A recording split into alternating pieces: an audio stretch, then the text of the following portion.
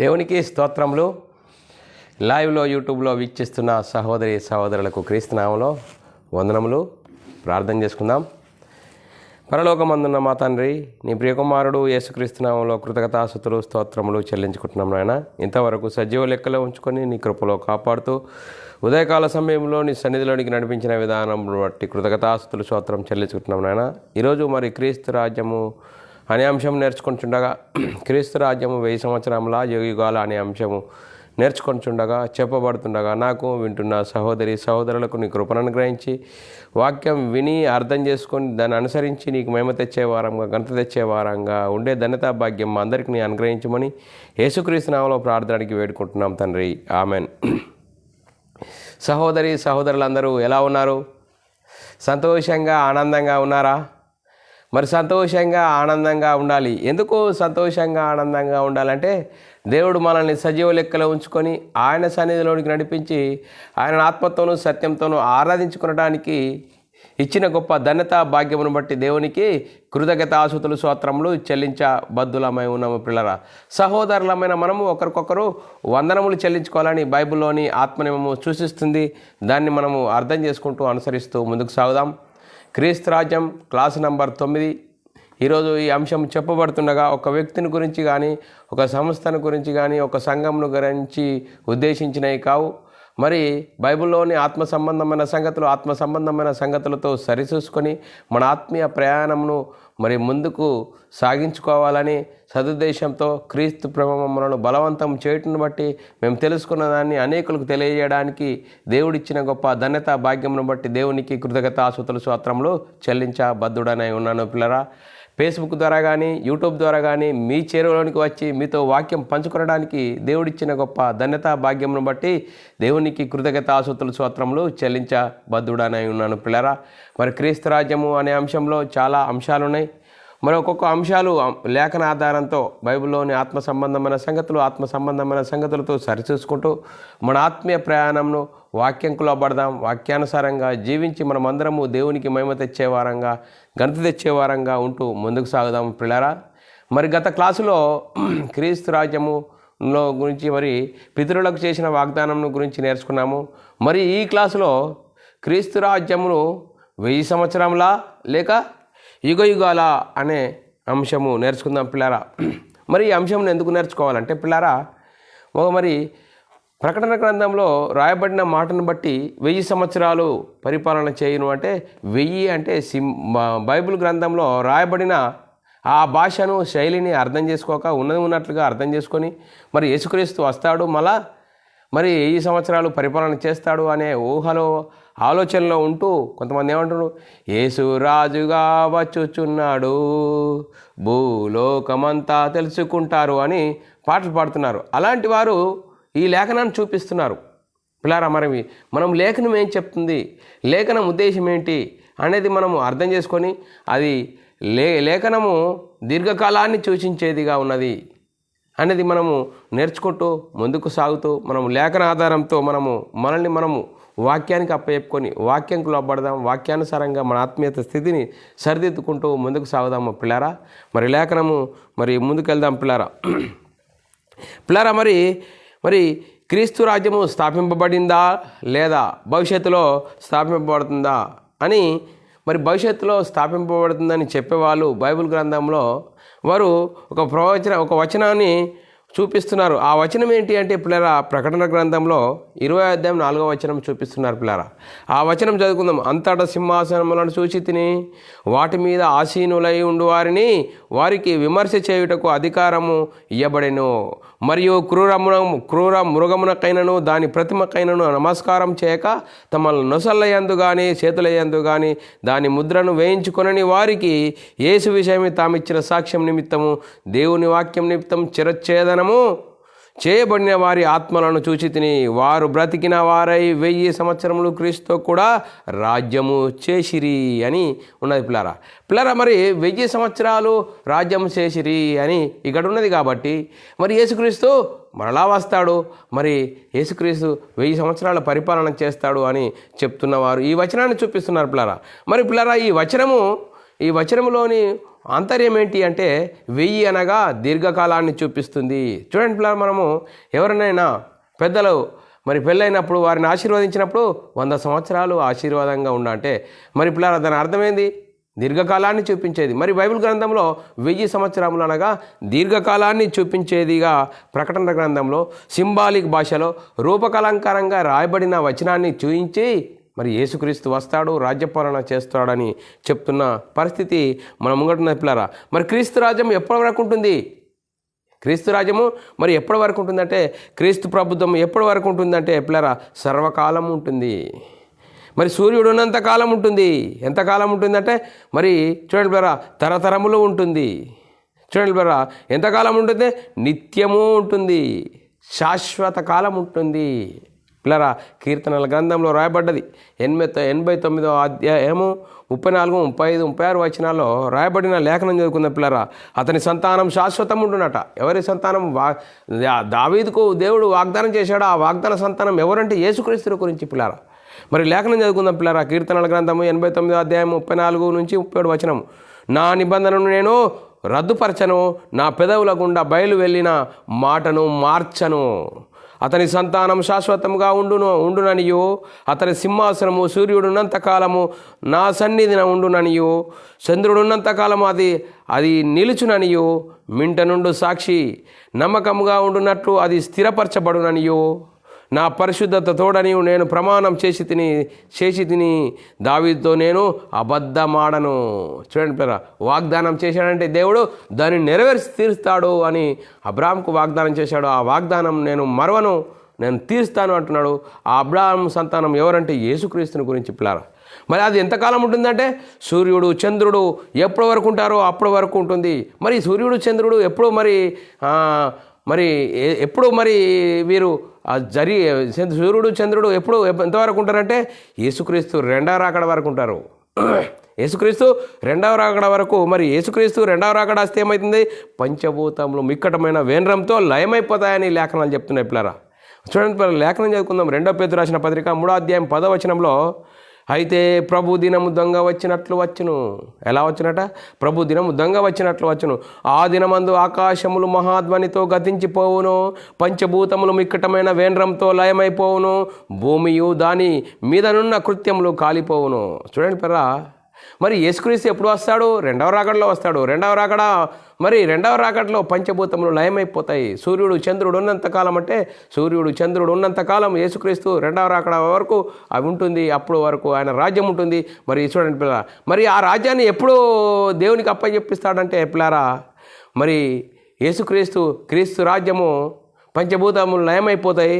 మరి అంతం వరకు దాన్ని సహించిన వాడు మరి దానిలో ఉంటారు.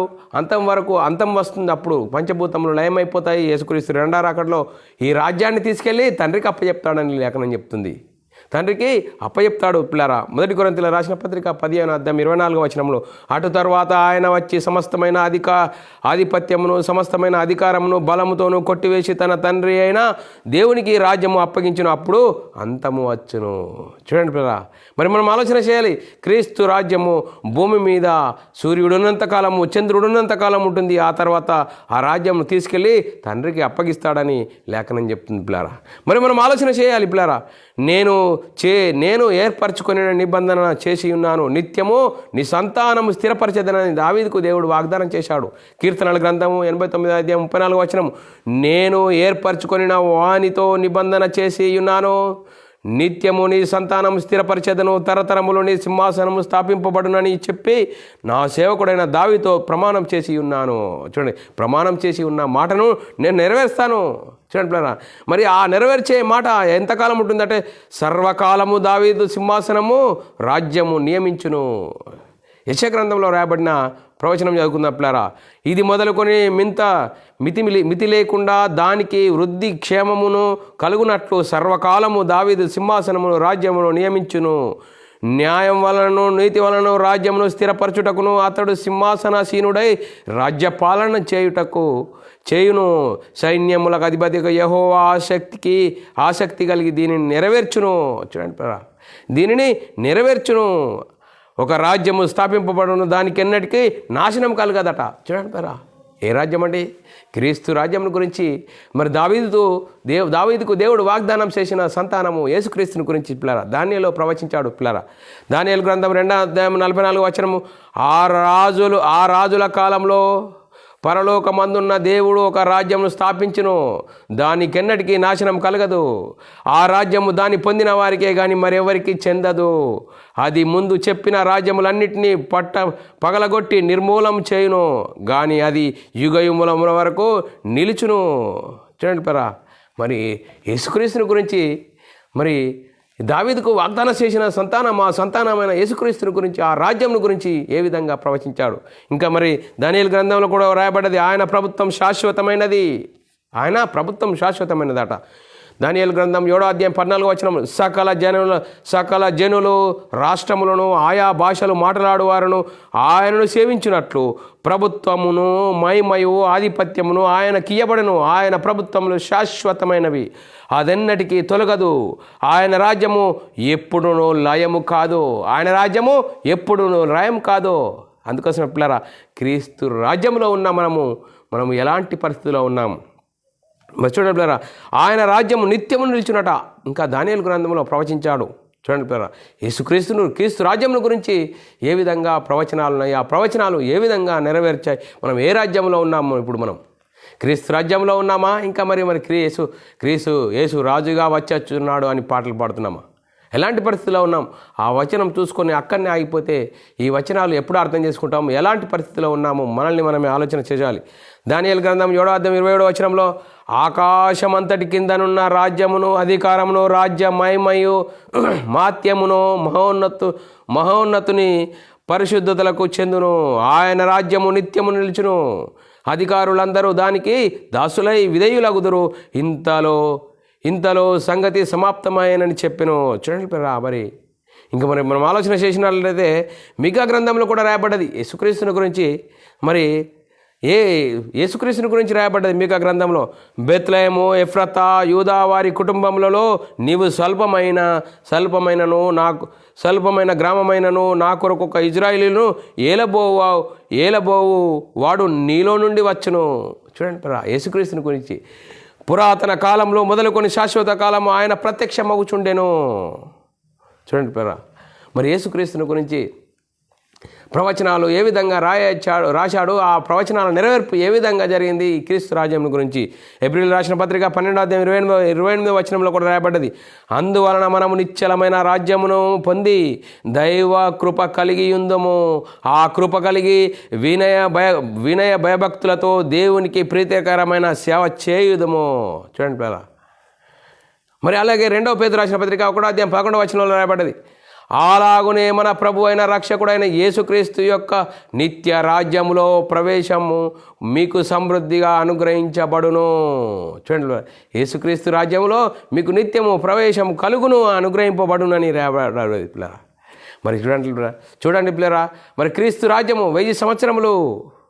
మరి 1000 సంవత్సరములు అంటే నిత్యము ఉండేది, యుగ యుగాలు ఉండేది. కాబట్టి పిల్లరా, ప్రకటన గ్రంథంలో రాయబడిన భాష, ఆ సింబాలిక్ భాషలో రూపకలంకారంగా రాయబడిన మాటను అర్థం చేసుకోలేక దీర్ఘకాలాన్ని సూచిస్తుంది. ఆ దీర్ఘకాలాన్ని సూచించేదిగా మనము అర్థం చేసుకొని ఆ లేఖనాలను అర్థం చేసుకోవాలి పిల్లారా. మరి భూమి మీద దేవుని రాజ్యం పునఃస్థాపన గురించి దావీదుకు ఇచ్చిన వాగ్దాన సంతానమైన క్రీస్తు పుట్టబోవు స్థలంను గురించి దేవుడు ప్రవక్తల ద్వారా మాట్లాడిన సంగతులు కొన్ని చూద్దాం పిల్లారా. మీకా గ్రంథంలో 5వ అధ్యాయం 2వ వచనంలో రాయబడ్డది. ఏమని రాయబడ్డది? బెత్లెహేము ఎఫ్రాతా యూదా వారి కుటుంబములలో నీవు స్వల్పమైన గ్రామమైనను నా కొరకు ఇజ్రాయేలీలను ఏలబోవాడు నీలో నుండి వచ్చును. పురాతన కాలం మొదలుకొని శాశ్వత కాలం ఆయన ఉండును. మత్తయి సువార్తలో కూడా రాయబడ్డది. ఏమని రాయబడ్డది?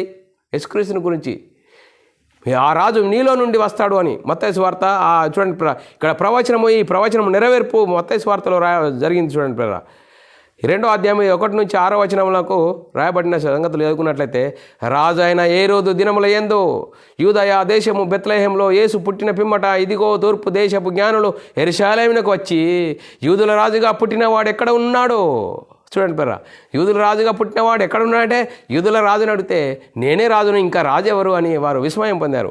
యూదుల రాజుగా పుట్టినవాడు ఎక్కడున్నాడు? తూర్పు దిక్కున మేము ఆయన నక్షత్రం చూసి ఆయనను పూజించుటకు వచ్చితిమని చెప్పిరి. ఏ రోజు ఈ సంగతులు విన్నప్పుడు అతనితో కూడా యెరూషలేములో వారందరూ కలవరపడ్డారు. కాబట్టి రాజు ప్రధాన యాజకులతో ప్రజలలో నుండి శాస్త్రులను అందరినీ సమకూర్చి క్రీస్తు ఎక్కడ పుట్టునని వారిని అడిగాను.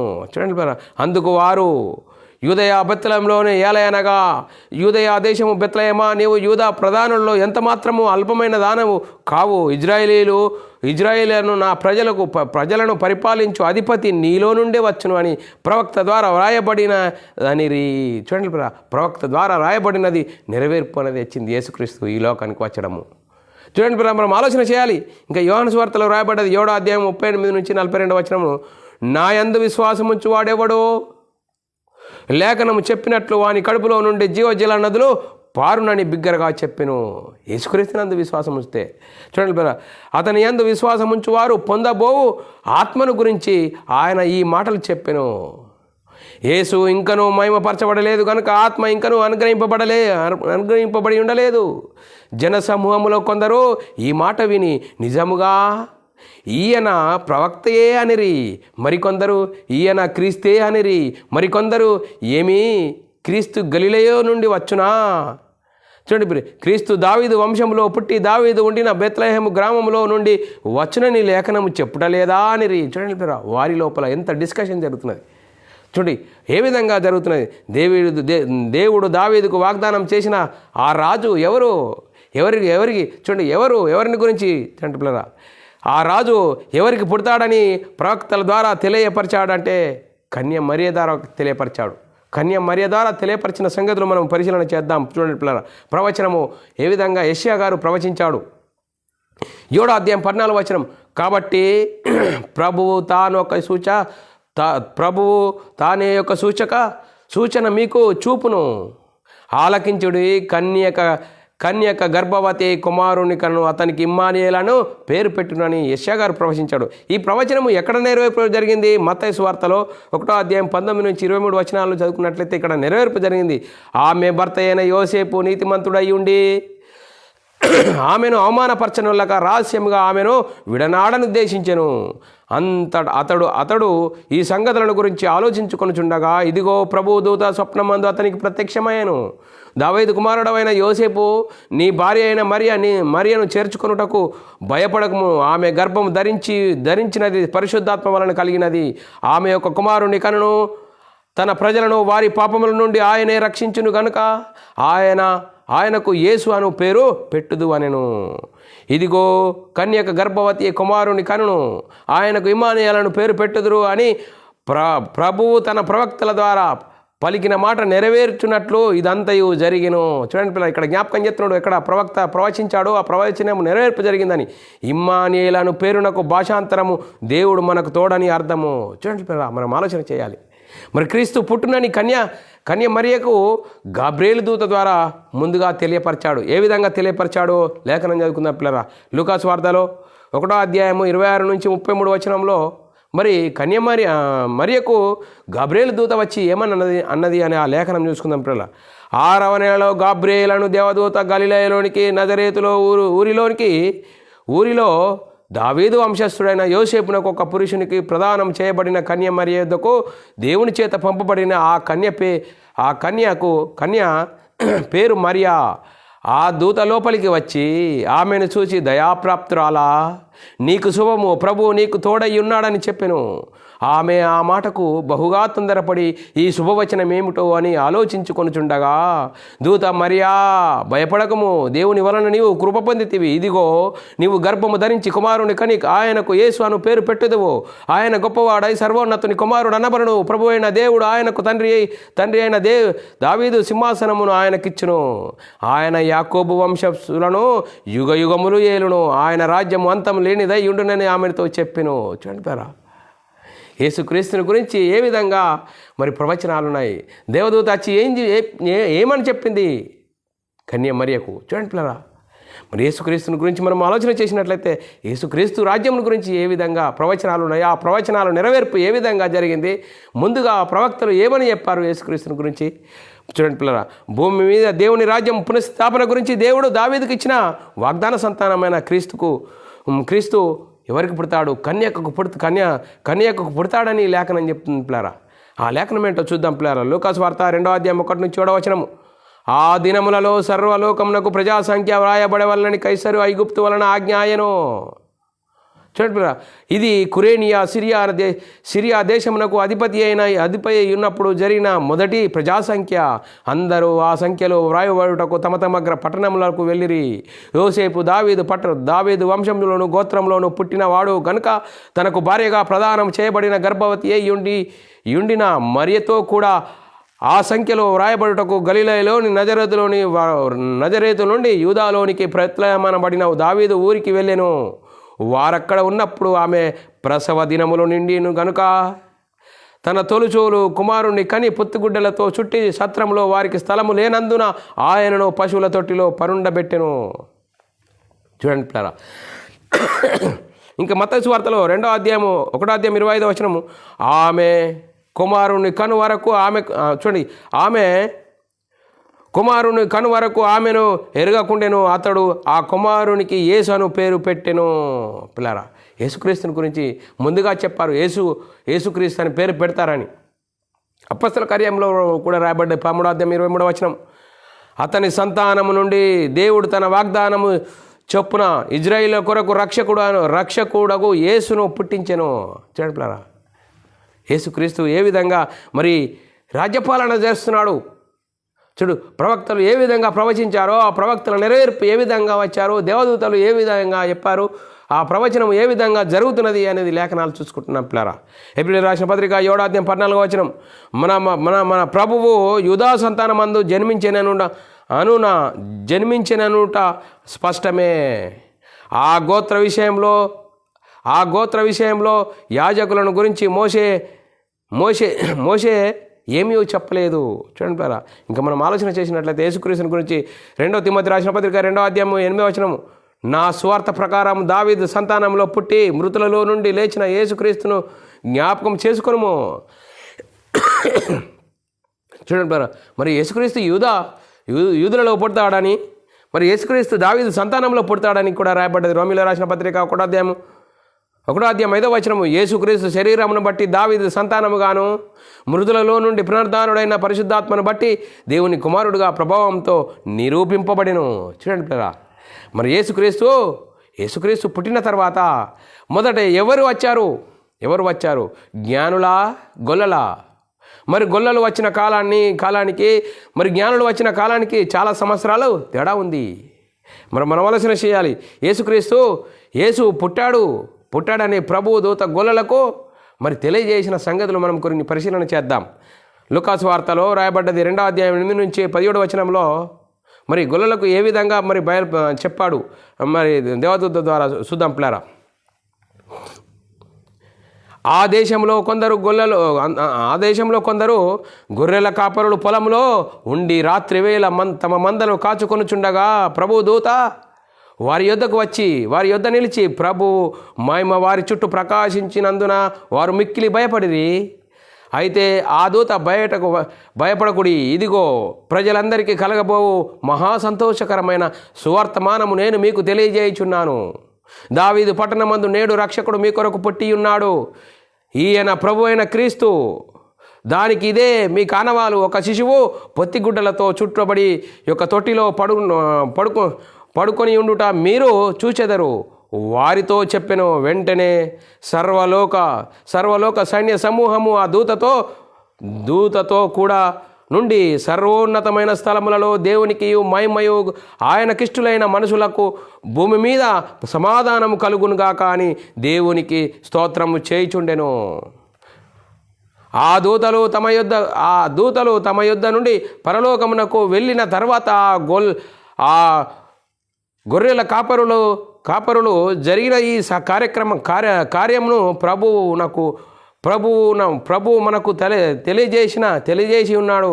మనము బెత్లెహేమునకు వెళ్ళి చూతము రండి అని ఒకనితో నొకడు చెప్పుకొని త్వరగా వెళ్ళి మరియ యోసేపును తొట్టిలో పడుకొని ఉన్న శిశువును చూసి వారు చూసి ఆ శిశువుని గురించి తమతో చెప్పబడిన మాటలు ప్రచురము చేసిరి.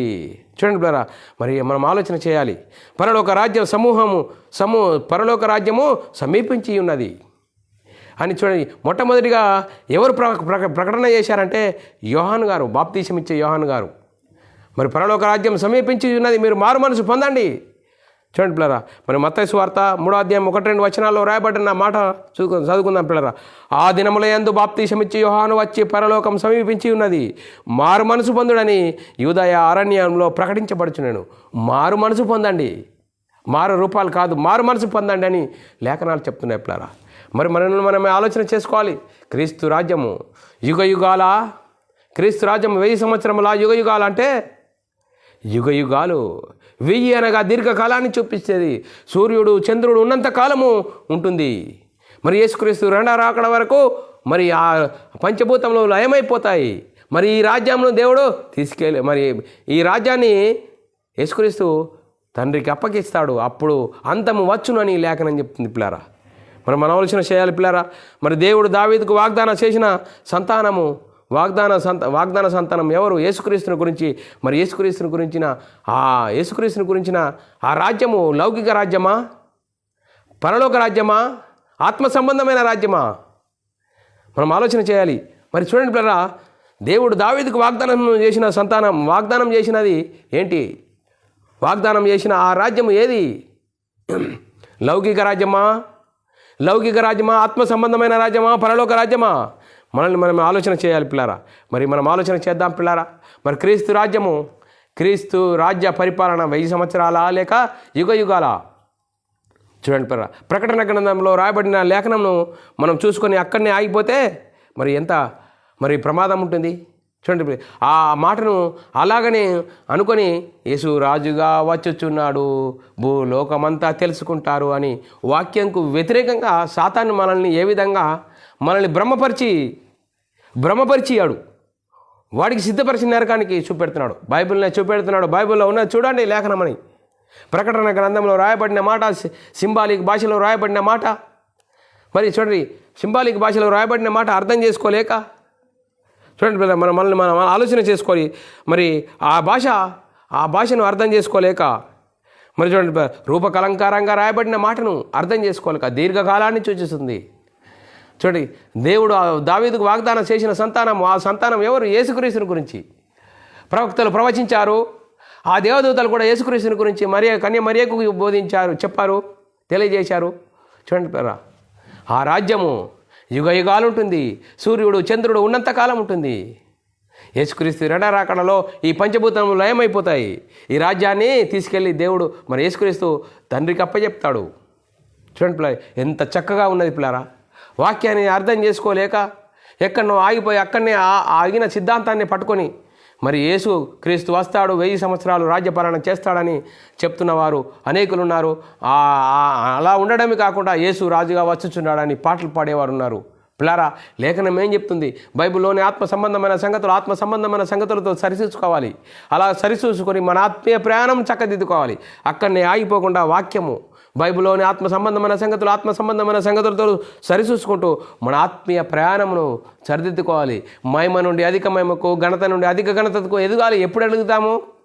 బైబిల్లోని అక్కడున్న సంగతులు, ఇక్కడున్న సంగతులు అన్నీ ఒక్క దగ్గర క్రోడీకరణ చేసుకొని బైబిల్లోని ఆత్మ సంబంధమైన సంగతులు అంశంను అర్థం చేసుకొని క్రీస్తు రాజ్యము. చూడండి పిల్లరా, అపవాది రాజ్యము, క్రీస్తు రాజ్యము. ఏ రాజ్యంలో ఉన్నాం మనము?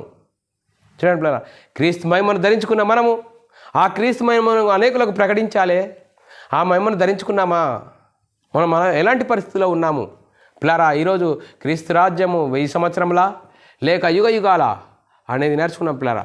క్రీస్తు రాజ్యము వెయ్యి అనగా దీర్ఘకాలాన్ని సూచిస్తుంది. ఆ దీర్ఘకాలం అనగా యుగ యుగాలు ఉంటుంది. సూర్యుడు ఉన్నంత వరకు ఉంటుంది, చంద్రుడు ఉన్నంత వరకు ఉంటుంది. మరి ఆ పంచభూతము మిక్కటమైన లయమైపోతాయి ఎప్పుడు యేసుక్రీస్తు రెండో రాకడలో. ఆ రెండో రాకడలో యేసుక్రీస్తు ఈ రాజ్యాన్ని తీసుకెళ్ళి తండ్రికి అప్పగిస్తాడని నేర్చుకున్నాం పిల్లారా. మరి నెక్స్ట్ వచ్చే క్లాసులో మనము ఇంకా అనేక సంగతులు నేర్చుకుందాం పిల్లారా. ఇంతవరకు చెప్పబడిన లేఖనం ప్రతి ఒక్కరి హృదయంలో నీరు గట్టి ఫలింపజేయను గాక. ఆమెన్. అందరికీ వందనములు, దేవునికి స్తోత్రాలు. ప్రార్థన చేసుకుందాం పిల్లారా. పరలోకమందున్న మా తండ్రి, నీ ప్రియకుమారుడు యేసుక్రీస్తు నామములో కృతజ్ఞతాస్తుతులు స్తోత్రములు చెల్లించుకుంటున్నాం నాయన. ఇంతవరకు సజీవులుగా ఉంచి నీ కృపలో కాపాడుతూ భద్రపరుస్తూ సజీవులుగా ఉంచి మరి క్రీస్తు రాజ్యము 1000 సంవత్సరముల యుగాల అనే అంశం ద్వారా ఎన్నో విధాలుగా వాక్యం లేఖనాల ద్వారా విన్నది విడిచిపెట్టకుండా విన్న మాటల ప్రకారం ఆత్మీయ జీవితం కట్టుకొని అనేకులకు ప్రకటించే గొప్ప ధన్యత భాగ్యము మా అందరికీ అనుగ్రహించినందుకు కృతజ్ఞతాస్తుతులు స్తోత్రం చెల్లించుకుంటూ యేసుక్రీస్తు నామములో ప్రార్థన అడిగి వేడుకుంటున్నాం తండ్రి. ఆమెన్. ప్రియులారా, మరి ఇలాంటి అంశాలు వినాలనుకుంటున్నారా? యూట్యూబ్ సెర్చ్లో BW అకాడమీ ఛానల్ సబ్స్క్రైబ్ చేసుకోండి. అలాగే బైబుల్ విజ్డమ్ అకాడమీ బేరన్ అనే ఛానల్ సబ్స్క్రైబ్ చేసుకోండి. మీరు వినండి, మన సహోదరులందరికీ షేర్ చేయండి. మీ వ్యక్తిగత ప్రార్థనలో మా పరిచర్య నిమిత్తం ప్రార్థనలో జ్ఞాపకం చేసుకోవాల్సినదిగా క్రీస్తు ప్రేమను బట్టి బతిమాలుకొచ్చున్నాను. అందరికీ వందనములు, దేవునికి స్తోత్రాలు.